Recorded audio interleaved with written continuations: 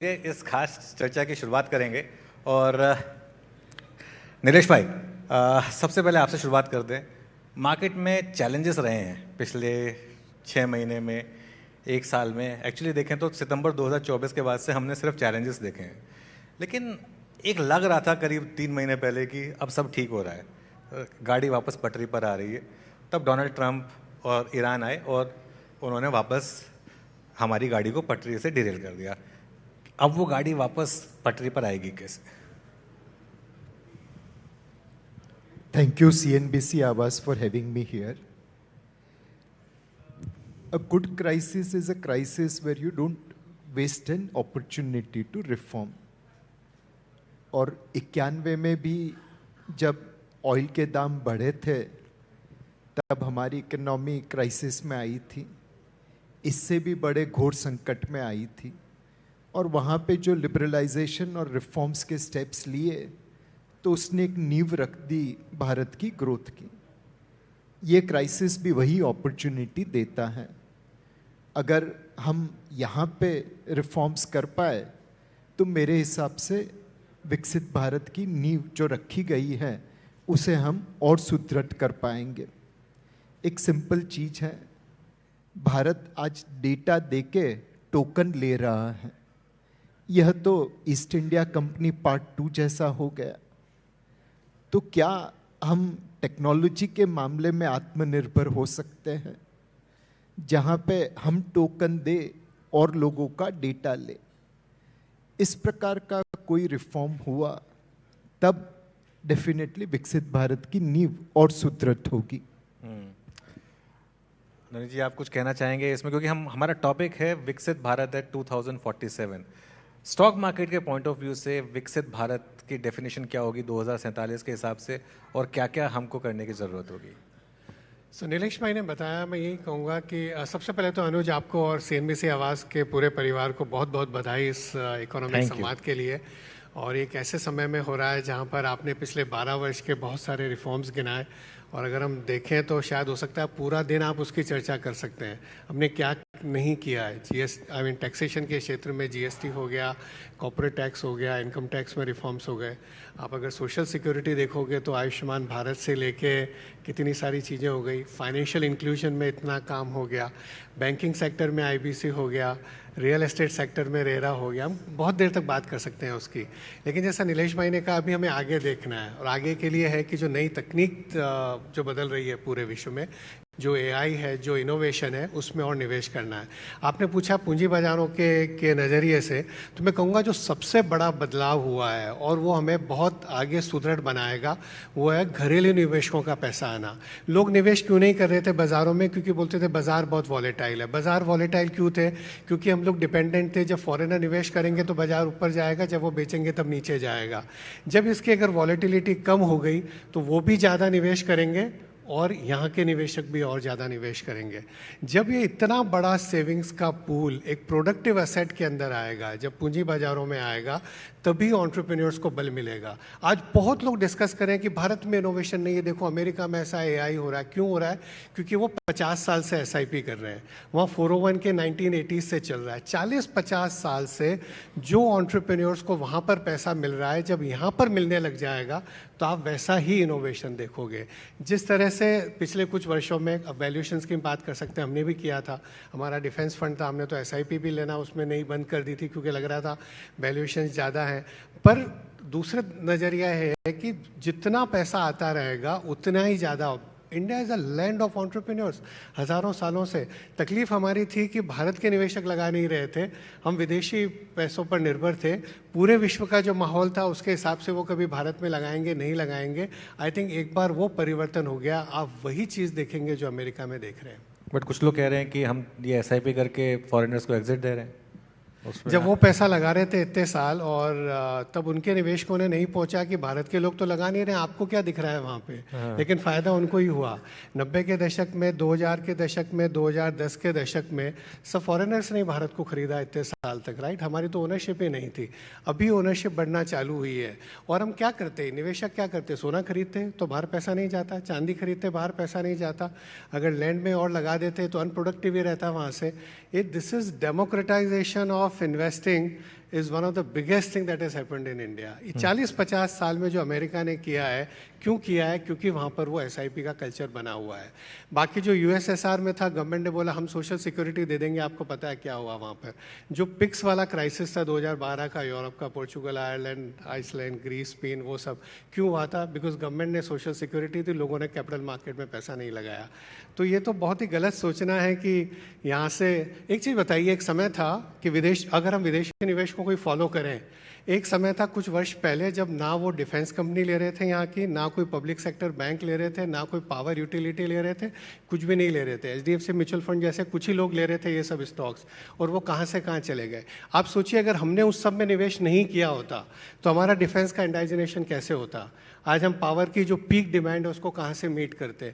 आज जो banking sector की इतनी सुदृढ़ बैलेंस शीट बनी है वो कैसे बनती? अगर उन पे ही अगर निर्भर रहते तो अपने को हमारा देश ज़्यादा समझता है। नहीं, बिल्कुल। अनुज भाई, मैं कुछ कहूँ? हाँ।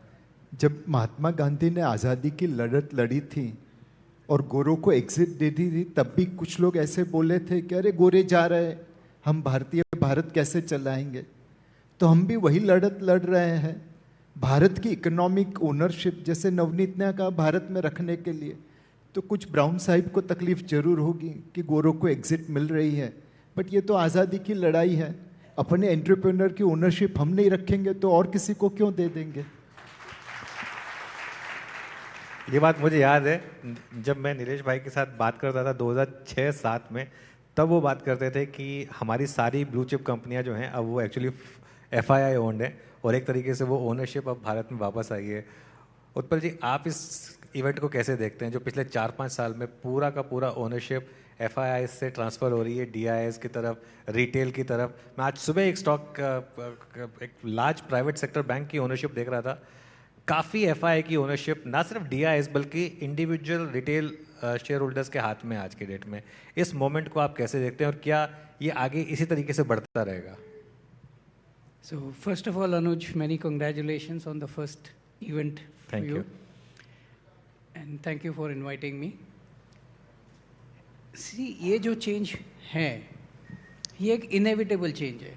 हर investor will invest in his or her best interest. Global investors को जहाँ पे उनको best returns मिलेंगे, वो वहीं invest करेंगे। लोकल इन्वेस्टर्स को amongst the domestic asset classes available जहाँ पे बेस्ट रिटर्न्स मिलेंगे वहीं इन्वेस्ट करेंगे। If you see the tax adjusted returns for equities are better than any other alternative in the domestic asset classes, and therefore that money has been coming to equities, whether through SIPs or through opening direct investment. So this is a phase of transformation. The big change is that there is consciousness to find the best possible return, and second is that there is access to be able to invest in those avenues where you are getting the best returns.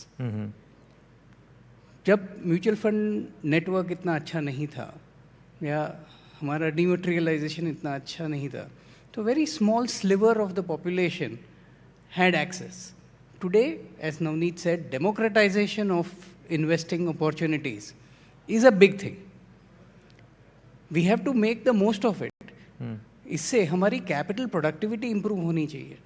See, once the secondary market is so buoyant and vibrant, alternative means of capital to entrepreneurs also develop. अभी आप देखिए कि private equity capital कितना बढ़ गया है, venture capital कितना बढ़ गया है. ये सब entrepreneur financing systems would not be there अगर हमारा सेकेंडरी मार्केट इतना डीप और वाइब्रेंट नहीं होता. बिल्कुल. नीलेश भाई, कई जनों ने कहा कि वो कि कोरिया की कंपनी है, उसने आके यहाँ पैसा रेस कर लिया. अगर एक कार कंपनी यहाँ पर पैसा रेस कर पाई, दुनिया की 10 कार कंपनियों को लगेगा कि यार यहाँ पर कैपिटल रेज हो सकती है और यहाँ पर इतना बड़ा मार्केट भी है, यहाँ से एक्सपोर्ट भी किया जा सकता है, सब कुछ संभावना है. वही संभावनाएं पिछले कई दशकों में अमेरिका ने दिखाई है, विश्व के बहुत कम देशों ने दिखाई है. इसलिए वहाँ पर आज पूरी दुनिया का 2/3 मार्केट कैप खाली एक अमेरिका कंट्री का है. क्यों है? क्योंकि वो पावर ऑफ कैपिटल मार्केट है वहाँ पर, वो हमारे को बनानी है और बिना डरे बनानी है. बिल्कुल. नहीं, नाम कोरियन है लेकिन वैसे वो मोर और लेस अब तो हम इंडियन कार ही मानते हैं। वो अभी अगले कॉन्वर्सेशन में जुड़ेंगे हमारे साथ, Hyundai के एमडी और सीईओ हमारे साथ अगले कॉन्वर्सेशन में हिस्सा बनने वाले हैं। और एक जो प्राइवेट इक्विटी और वीसी वाली बहुत जरूरी है। हाँ। क्योंकि हमारे एंजल इन्वेस्टर को, हमारे एंटरप्रेन्योर्स को, आज आप आईआईटी मद्रास जाइए, आईआईटी बॉम्बे जाइए और आप देखेंगे कितने एंटरप्रेन्योर्स बन रहे हैं। क्यों बन रहे हैं? क्योंकि उनको कैपिटल मिलनी चालू हो गई। पहले कोई ऑप्शन ही नहीं था, उसको जॉब ही करना था।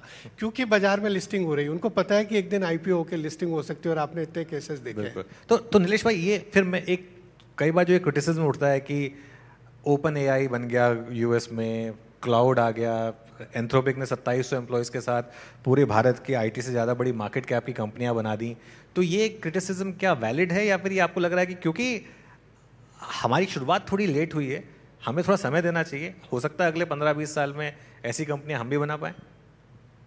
सो अनुज भाई, हमारे पास समय नहीं है। समय नहीं है? हमारे पास समय नहीं है कि हम धीरे धीरे चले। अगर धीरे से चलेंगे तो वही फिर मिड सिंगल डिजिट ग्रोथ पे आ जाएंगे। हमारा सपना है विकसित भारत बनने का, तो जाहिर है कि हमें तेज गति से दौड़ना पड़ेगा, जैसे चाइना ने करके दिखाया, जैसे साउथ कोरिया ने करके दिखाया। और आज अगर आप आर्टिफिशियल इंटेलिजेंस को देखें तो इसमें हर कंपनी जिसका आपने नाम लिया, वहाँ पे कोई ना कोई भारतीय तो काम कर ही रहा है।